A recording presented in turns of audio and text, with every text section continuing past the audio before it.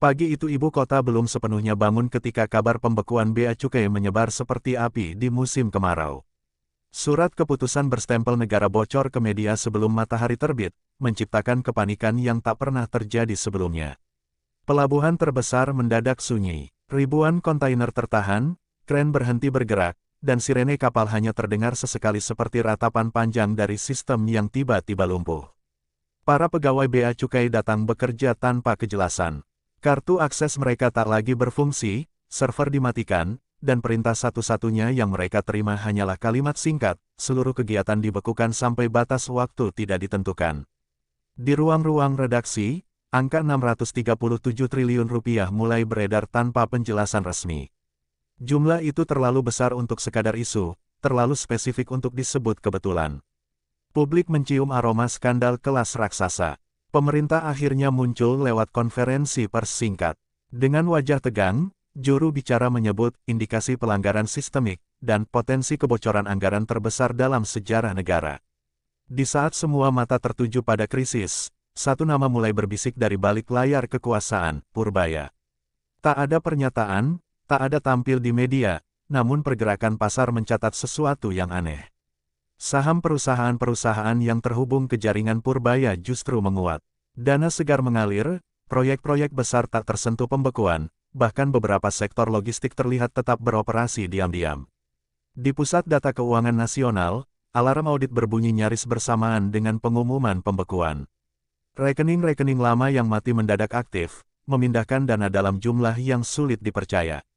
Seorang pejabat senior menatap layar dengan tangan gemetar.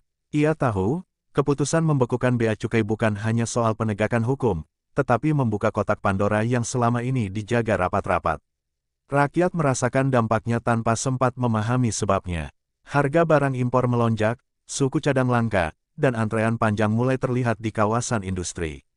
Namun di balik kekacauan itu, ada ironi yang tak terucap. Negara seperti kehilangan gerbangnya, tetapi uang justru mengalir deras di tempat lain. Sore harinya, sebuah jet pribadi mendarat tanpa liputan.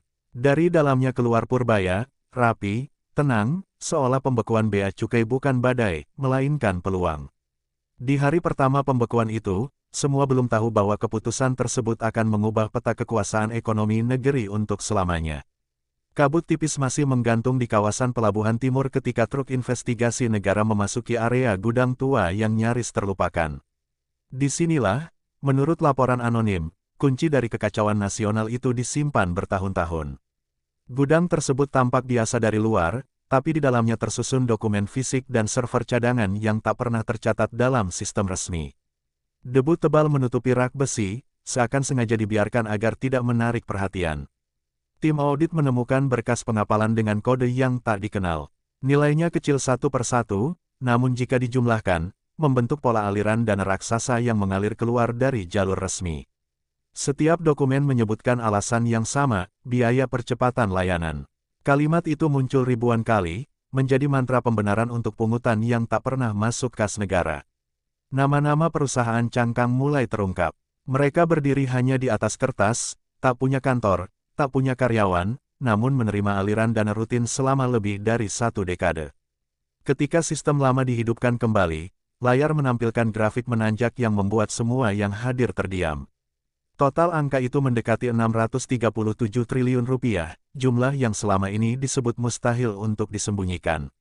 Seorang analis muda menyadari, sesuatu yang lebih mengkhawatirkan, sebagian dana tidak menghilang ke luar negeri, melainkan kembali berputar ke dalam negeri lewat jalur investasi yang tampak legal. Jejak itu selalu berakhir pada satu persimpangan yang sama. Rekening perantara, dana talangan, dan lembaga investasi bayangan yang memiliki penghubung tak langsung ke lingkaran Purbaya. Tak ada tanda tangan langsung, tak ada bukti kasar. Hanya sistem yang rapi, terlalu rapi, seolah dirancang oleh orang yang memahami hukum sekaligus celahnya. Berita penemuan gudang itu bocor ke publik. Media menyebutnya, Gudang Timur, simbol rahasia negara yang selama ini terkubur di balik prosedur bea dan cukai. Tekanan publik meningkat drastis. Tagar tuntutan pembongkaran total bea cukai menempati puncak percakapan nasional selama berhari-hari. Sementara itu, Purbaya tetap diam. Ia justru mengadakan pertemuan tertutup dengan para pemodal besar, menawarkan stabilitas di tengah kekacauan. Hari itu, penyidik menyadari satu hal yang menggetarkan. Gudang Timur bukan awal kejahatan, melainkan hanya pintu masuk menuju jaringan kekuasaan yang jauh lebih besar. Nama Purbaya kini tak lagi sekadar bisikan. Media mulai menyebutnya sebagai simpul terbesar dalam peta keuangan nasional, sosok yang selalu muncul di antara angka-angka yang tak bisa dijelaskan. Ia bukan pejabat aktif, bukan pula konglomerat yang sering tampil di halaman depan. Namun setiap krisis besar selalu berakhir dengan satu kesimpulan yang sama, Purbaya ada di sana, mengendalikan arah. Di hari ketiga pembekuan bea cukai, Kantor Pusat Keuangan Negara mencatat fenomena aneh. Likuiditas beberapa bank justru meningkat drastis, seolah dihujani dana segar dari sumber tak terlihat. Audit internal menemukan aliran masuk berbentuk dana pasar jangka pendek. Legal secara aturan, tapi muncul tepat saat negara berada di ambang kekacauan logistik. Purbaya mulai bergerak ke ruang publik dengan sangat terukur. Ia tak membela bea cukai, tak menyalahkan pemerintah, hanya berbicara tentang stabilitas nasional dan ketahanan ekonomi. Pernyataannya sederhana, namun ampuh menenangkan pasar. Nilai tukar menguat, indeks naik, dan kepercayaan investor perlahan kembali, seolah krisis telah dijinakkan. Di balik layar, jaringan keuangan yang terhubung dengannya bekerja tanpa henti. Rekening demi rekening menerima suntikan dana, membuka jalur distribusi baru yang tak tersentuh pembekuan. Beberapa perusahaan logistik swasta diam-diam mendapat izin khusus. Mereka bergerak cepat, membawa impor penting dengan imbalan yang tak pernah dijelaskan ke publik. Rakyat mulai terbelah. Sebagian melihat Purbaya sebagai penyelamat ekonomi, sementara yang lain mencium bau permainan lama yang dibungkus jargon nasionalisme. Di ruang kerja seorang jaksa senior, papan analisis penuh dengan garis merah. Semua jalur selalu bermuara pada Purbaya, tapi tak satu pun bukti cukup kuat untuk menjeratnya. Masalahnya bukan apakah Purbaya terlibat, melainkan seberapa dalam ia telah menanamkan pengaruhnya ke dalam sistem negara. Semakin lama bea cukai dibekukan, semakin kuat posisi Purbaya. Setiap hari tanpa kepastian adalah hari keuntungan baginya. Pada titik itu, penyidik menyadari kenyataan pahit, negeri ini mungkin sedang diselamatkan oleh orang yang sama dengan yang merancang kekacauan. Angka 637 triliun rupiah akhirnya muncul secara resmi dalam laporan negara. Bukan sebagai rumor, melainkan sebagai temuan awal audit nasional yang diumumkan dengan suara bergetar. Dokumen tersebut menunjukkan bahwa dana itu bukan hilang dalam satu peristiwa, melainkan terkikis perlahan selama bertahun-tahun lewat ribuan transaksi kecil. Setiap transaksi lolos karena mematuhi aturan teknis, namun melanggar tujuan hukum. Sistem bekerja sempurna, justru karena disalahgunakan. Secara cerdas, sebagian dana terlihat mengendap di rekening luar negeri, namun mayoritasnya kembali ke dalam negeri melalui jalur investasi, obligasi, dan dana talangan.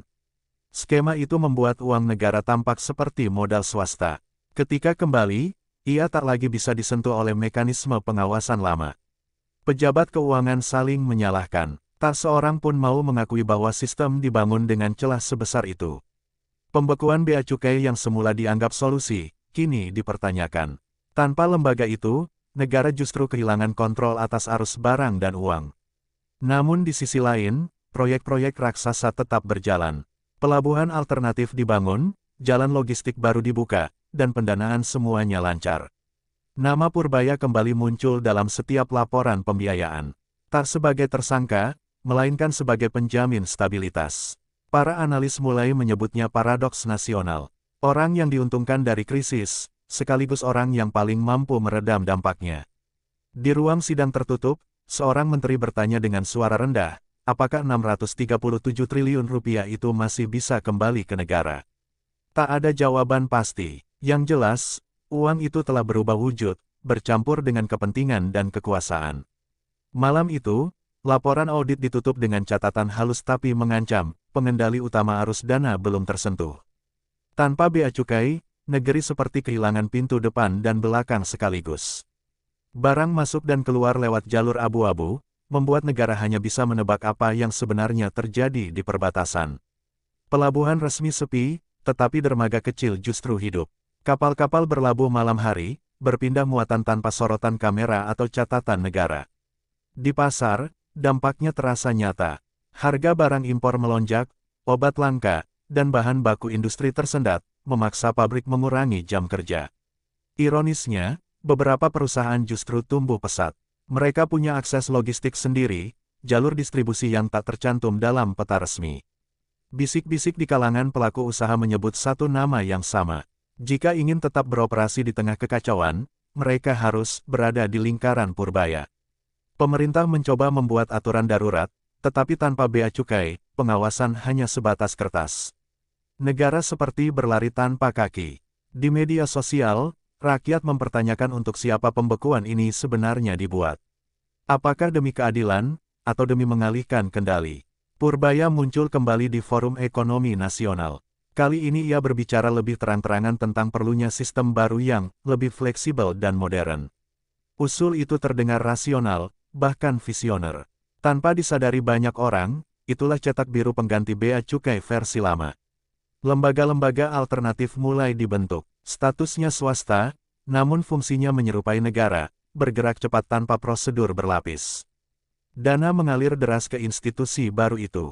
Jumlahnya tak pernah dipublikasikan, tetapi cukup untuk membuat sistem lama semakin tertinggal. Para penyidik sadar, semakin lama kekosongan ini dibiarkan, semakin sulit bagi negara untuk mengambil kembali kendali. Hari itu, jelas bahwa pembekuan bea cukai bukan hanya krisis administratif, melainkan titik awal perubahan kekuasaan ekonomi nasional. Negeri itu tiba-tiba basah oleh aliran uang. Di tengah kekacauan logistik dan ketidakpastian hukum, proyek-proyek besar justru bermunculan seperti jamur di musim hujan. Purbaya kini tak lagi bergerak di balik layar. Ia berdiri di panggung resmi, menandatangani kerjasama, menyalurkan dana, dan berbicara atas nama kepentingan nasional. Dana bantuan mengalir ke daerah-daerah yang paling terdampak pembekuan bea cukai. Jalan diperbaiki, gudang dibangun, dan ribuan tenaga kerja kembali memperoleh penghasilan. Media mulai menyebutnya banjir duit. Angkanya tak pernah rincin, namun cukup besar untuk membuat APBN terlihat kecil di beberapa sektor. Para kepala daerah menyambutnya sebagai penyelamat. Mereka tak peduli asal dana, selama proyek berjalan dan ekonomi lokal bergerak. Namun di belakang senyuman peresmian, muncul kekhawatiran sunyi. Dana itu datang dengan syarat tak tertulis, tapi sangat mengikat. Setiap proyek wajib terhubung ke jaringan distribusi tertentu. Setiap jalur logistik harus melewati sistem yang dikendalikan kelompok sama. Perlahan, negara seolah menyerahkan fungsi-fungsinya pada mekanisme baru yang lebih cepat, lebih efisien, namun minim kontrol publik. Purbaya berbicara tentang kecepatan vs birokrasi. Banyak yang setuju, lupa bahwa kecepatan tanpa pengawasan bisa menjadi senjata. Seorang pejabat keuangan berani berkata di rapat tertutup bahwa negara sedang diselamatkan dengan uangnya sendiri. Masalahnya, uang itu telah berubah menjadi alat tawar. Siapa yang menguasainya, menguasai keputusan. Di jalan-jalan, rakyat merasakan perbaikan. Itu membuat pertanyaan tentang sumber dana terdengar tidak penting bagi sebagian orang. Di titik itu, Purbaya bukan sekadar tokoh finansial, melainkan poros baru kekuasaan ekonomi negeri. Di tengah euforia banjir dana, muncul perlawanan yang nyaris tak terdengar. Bukan dari politisi besar, melainkan dari seorang penyidik muda yang bekerja dalam senyap. Ia tak punya jabatan tinggi, tak punya akses media, hanya kesabaran dan kemampuan membaca pola keuangan yang tak disukai banyak orang. Saat lembaga lain sibuk memadamkan krisis, ia justru menelusuri dokumen lama yang dianggap tak relevan setelah bea cukai dibekukan. Dari arsip usang itu, ia menemukan jejak awal skema pengalihan dana yang dibangun jauh sebelum krisis terjadi. Skema itu menunjukkan bahwa pembekuan bea cukai bukan reaksi, melainkan pemicu yang sudah diperhitungkan. Ada rapat-rapat rahasia, studi kelayakan internal, dan simulasi yang secara presisi menggambarkan kekacauan hari ini. Nama Purbaya muncul dalam bentuk catatan samar, notulen tak bertanda tangan, dan rekomendasi kebijakan yang tampak netral. Tak ada bukti pidana langsung. Justru itulah yang membuat skema ini hampir sempurna, semua dilakukan lewat keputusan legal. Penyidik itu menyadari bahwa hukum telah dipakai sebagai tameng, bukan alat keadilan. Ia mencoba menyusun laporan awal, namun 2 kali dikembalikan dengan alasan, situasi nasional belum kondusif. Setiap penolakan diiringi peringatan halus agar ia tak melangkah terlalu jauh. Namun justru disitulah ia yakin, kebenaran yang disentuhnya terlalu dekat dengan pusat kekuasaan. Malam itu, ia memutuskan satu hal, jika sistem tak mau mendengar, publiklah yang harus tahu. Kongres Darurat Nasional digelar dengan pengamanan maksimal. Gedung parlemen dipenuhi aparat, sementara rakyat hanya bisa mengikuti dari layar-layar besar di ruang publik. Para pejabat datang dengan wajah tegang. Tidak ada senyum basa-basi, karena semua tahu sidang ini bukan sekadar formalitas, melainkan pertaruhan arah negeri. Isu pembekuan bea cukai dan 637 triliun rupiah menjadi agenda utama. Kata-kata, krisis, dan darurat, diulang hingga terdengar hampa. Beberapa anggota parlemen menuntut pengaktifan kembali bea cukai secara penuh. Yang lain justru mengusulkan pembubaran permanen dan pembentukan sistem baru. Di balik perdebatan itu, satu kursi menjadi pusat perhatian. Purbaya duduk tenang sebagai saksi ahli, bukan terdakwa. Ketika diberi kesempatan bicara, ia tidak membela diri, tidak menyerang siapapun. Ia hanya mempresentasikan data, grafik, dan solusi. Ia menunjukkan bagaimana ekonomi tetap berjalan selama pembekuan, berkat dana talangan dan jalur distribusi alternatif. Setiap angka yang ia paparkan membuat ruangan terdiam. Krisis memang nyata, tetapi stabilitas juga fakta yang tak bisa dibantah. Beberapa pejabat mulai berubah sikap. Dari keras menjadi ragu, dari ragu menjadi setuju diam-diam. Di ruang kontrol media, narasi mulai bergeser. Purbaya tak lagi disebut bagian dari masalah, melainkan kunci penyelesaian.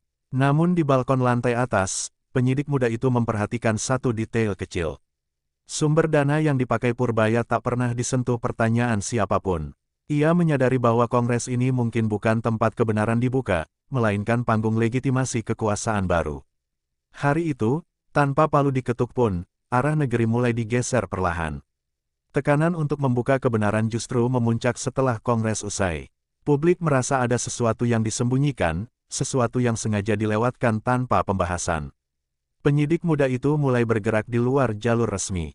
Ia menyusun kronologi sendiri, menghubungkan kebijakan, waktu, dan aliran dana yang selama ini tampak terpisah. Ia menemukan bahwa 637 triliun rupiah bukan sekadar angka kebocoran, melainkan fondasi kekuatan. Uang itu memberi daya tawar pada siapapun yang mengendalikannya. Setiap krisis kecil yang terjadi setelah pembekuan selalu diikuti solusi cepat dari jaringan yang sama. Polanya terlalu konsisten untuk disebut kebetulan. Dokumen internal menunjukkan bahwa tanpa disadari, negara mulai menyesuaikan kebijakan agar sejalan dengan sistem baru yang sudah berjalan. Keputusan-keputusan penting tak lagi lahir dari lembaga negara, melainkan dari kesepakatan informal yang difasilitasi dana. Purbaya tak pernah memerintah, tak pernah memaksa. Ia hanya menyediakan jalan termudah di saat negara kehabisan pilihan. Di titik itulah penyidik memahami harga sebuah kebenaran. Mengungkapnya berarti mengguncang stabilitas yang baru saja dibangun. Sebagian pejabat memilih diam. Mereka sadar, kebenaran kadang lebih berbahaya daripada kebohongan dalam jangka pendek. Di luar gedung-gedung kekuasaan, rakyat menikmati hasil banjir dana. Lapangan kerja ada, harga mulai stabil, dan pembangunan terlihat nyata. Pertanyaan tentang asal 637 triliun rupiah perlahan dianggap mengganggu kenyamanan bersama. Namun bagi sang penyidik, diam berarti menyerahkan masa depan pada sistem tanpa akuntabilitas. Malam itu, ia mengirim satu berkas ke media independen, sadar bahwa setelah ini, tak ada jalan kembali. Bea cukai akhirnya dibuka kembali dengan wajah baru. Struktur lama dipangkas, sistem digital diperbarui, dan sebagian besar kewenangan diserahkan pada mekanisme yang disebut lebih modern. Pemerintah menyebutnya reformasi total. Publik melihatnya sebagai kembali normal, meski tak semua menyadari apa yang benar-benar berubah. 637 triliun rupiah tak pernah disebut lagi secara gamblang. Ia tersebar dalam laporan, terpecah dalam proyek, dan larut dalam pertumbuhan ekonomi. Tak ada konferensi pengembalian uang negara, tak ada pengumuman penyelesaian skandal. Semua seolah selesai dengan sendirinya. Purbaya kini duduk di pusat pengambilan keputusan ekonomi nasional. Bukan sebagai penguasa resmi, melainkan sebagai penentu arah. Ia dipuji sebagai stabilisator, visioner, dan tokoh yang mampu menyelamatkan negeri dari kekacauan besar. Namun di balik pujian itu, negara telah berubah. Fungsi publik dan kepentingan finansial semakin sulit dibedakan. Penyidik muda itu menghilang dari pemberitaan. Laporannya tak pernah dibantah, tapi juga tak pernah ditindaklanjuti. Sebagian orang percaya kebenaran telah dikorbankan demi stabilitas. Sebagian lain yakin stabilitas adalah bentuk kebenaran itu sendiri. Rakyat menjalani hidup dengan fasilitas baru dan lapangan kerja yang kembali terbuka. Tapi di sudut-sudut sunyi birokrasi, pertanyaan lama masih bergaung, siapa pemilik sesungguhnya uang itu? Bea Cukai kembali berdiri, namun gerbang negeri kini dijaga oleh sistem yang diciptakan dari krisis. Dan sejarah mencatat, pembekuan itu bukan akhir masalah, melainkan awal era kekuasaan baru yang lahir dari banjir duit.